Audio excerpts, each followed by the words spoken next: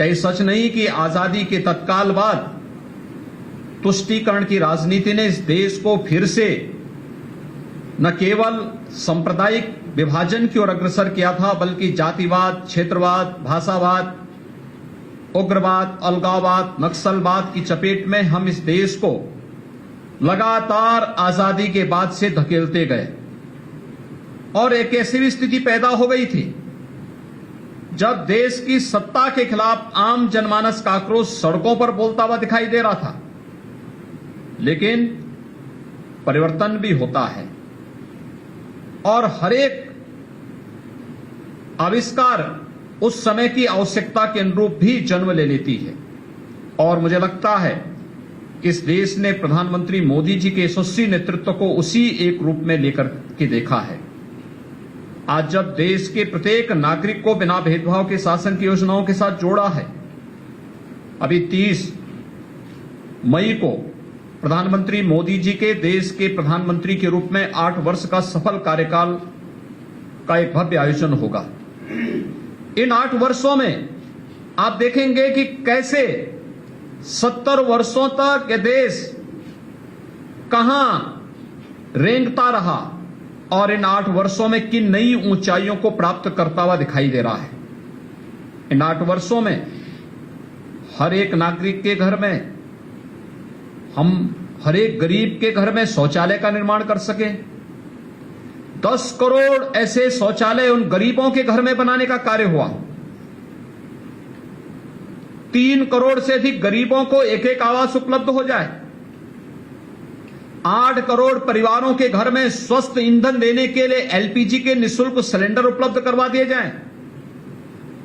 4 करोड़ घरों को जो आजादी के बाद से कभी भी जिन्होंने विद्युत क्या होती है, उसकी लाइट का एहसास क्या होता है, इसको नहीं देखा था, आजादी के 70 वर्षों के बाद उन्हें इस चीज का एहसास हो पाया।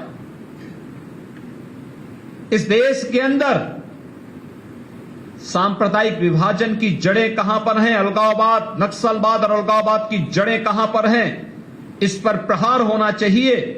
आजादी के बाद पहली बार प्रधानमंत्री मोदी जी के नेतृत्व में देश उस कार्यक्रमों को आगे बढ़ाने का कार्य कर रहा है।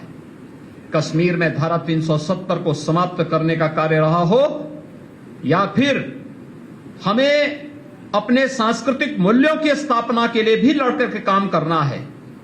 प्रधानमंत्री मोदी जी ने जहां कश्मीर में धारा 370 को समाप्त करने में किसी भी प्रकार का कोई संकोच नहीं किया।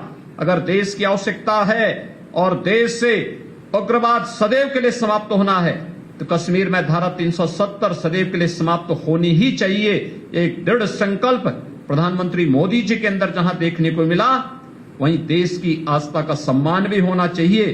अयोध्या में भगवान राम के भव्य मंदिर के निर्माण का कार्यक्रम भी आज देश सफलतापूर्वक आगे बढ़ाने का कार्य कर रहा है। जो लोग कहते थे ये कार्य करेंगे तो दंगा हो जाएगा, सांप्रदायिक विभाजन हो जाएगा,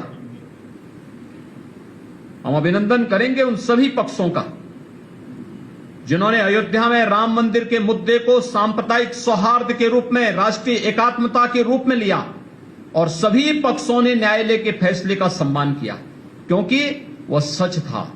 और उस सच्चाई को सभी पक्षों ने जाति, मत, मजहब से ऊपर उठ करके एक भारत श्रेष्ठ भारत की परिकल्पना को साकार करने के उस अभियान के रूप में लिया है। और यही तो भारत की सबसे बड़ी ताकत है। जब भारत 135 करोड़ की आबादी का भारत बोलता है, उसकी अपनी एक ताकत दुनिया के सामने एक नई धमक के रूप में आती है। जब भारत विभाजित होकर के बोलता है, जाति, मत, मजहब, क्षेत्र, भाषा और तमाम अन्य वादों में विभाजित होता है, तो अखंडित आवाज हमारी आवाज को दबाने का कार्य करता है। और इसलिए एक स्वर से पूरे भारत को बोलने की आवश्यकता है।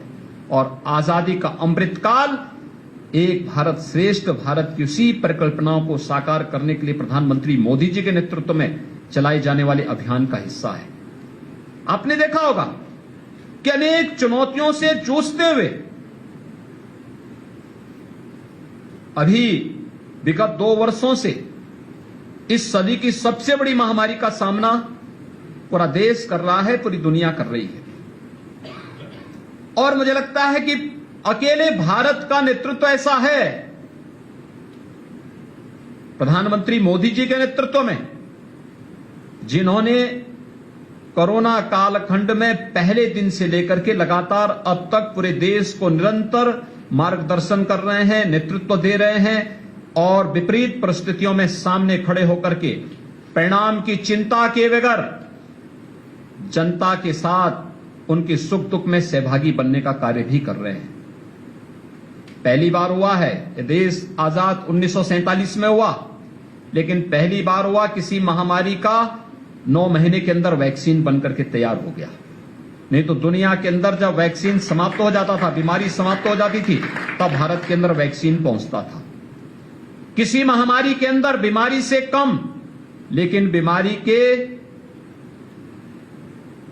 बाद जो उसका साइड इफेक्ट होता था उसके रूप में ज्यादा मौतें होती थी। यानी महामारी के बाद भूखमरी से ज्यादा मौतें होती थी। देश के अंदर 80 करोड़ लोगों को 2 वर्षों तक निःशुल्क खाद्यान्न उपलब्ध करवाना इस सरकार की संवेदनशीलता का ही उत्कृष्ट उदाहरण है। हर व्यक्ति को फ्री में वैक्सीन देना है। 200 करोड़ वैक्सीन की डोजेस देश को उपलब्ध करा देना। इस भारत सरकार की, प्रधानमंत्री मोदी जी की देश के नागरिकों के प्रति बिना भेदभाव के वैक्सीन देने में कोई जाति, मत, मजहब, क्षेत्र, भाषा नहीं देखा गया। सबको वैक्सीन, फ्री में वैक्सीन, फ्री टेस्ट, फ्री उपचार, फ्री में राशन, फ्री में वैक्सीन। और उस कालखंड में भी ये देखने को मिला, कोरोना के कारण सभी क्षेत्र प्रभावित हुए थे। क्या अर्थव्यवस्था का क्षेत्र हो, क्या शिक्षा का क्षेत्र हो, क्या स्वास्थ्य का क्षेत्र हो, स्वास्थ्य कर्मियों ने बहुत अच्छा काम किया। अपनी जान को जोखिम में डाल करके दूसरों की जान को बचाना है। हमारे स्वास्थ्य कर्मी, कोरोना वॉरियर्स लगातार इसके लिए कार्य करते रहे। देश का नेतृत्व लगातार इसके लिए प्रोत्साहित करता रहा। परिणाम हम सबके सामने है कि भारत ने दुनिया के अंदर बेहतरीन परिणाम दिए। लेकिन कोरोना कालखंड में शिक्षा क्षेत्र सर्वाधिक प्रभावित होने वाला क्षेत्रों में से एक था। और उस कालखंड में इस आवश्यकता की पूर्ति कैसी हो, ऑनलाइन एजुकेशन का प्लेटफॉर्म भी, डिजिटल प्लेटफॉर्म भी उपलब्ध करवाने का जो कार्य भारत सरकार ने अलग अलग प्लेटफॉर्म के माध्यम से प्रारंभ किए। देश ने देखा है आवश्यकता के अनुरूप उस प्रकार की आवश्यकता सरकार उपलब्ध करा रही है, उसका आविष्कार करके उसे उपलब्ध कराने का कार्य कर रही है। और मुझे प्रसन्नता है कि उस डिजिटल प्लेटफॉर्म से विद्या भारती ने भी अपने आप को जोड़ करके 40 लाख विद्यार्थियों को इस योजना, इस सेवा के साथ जोड़ने का कार्य किया है। हमें तकनीक से नहीं भागना है, हमें रूढ़िवादिता के खिलाफ आवाज उठानी है।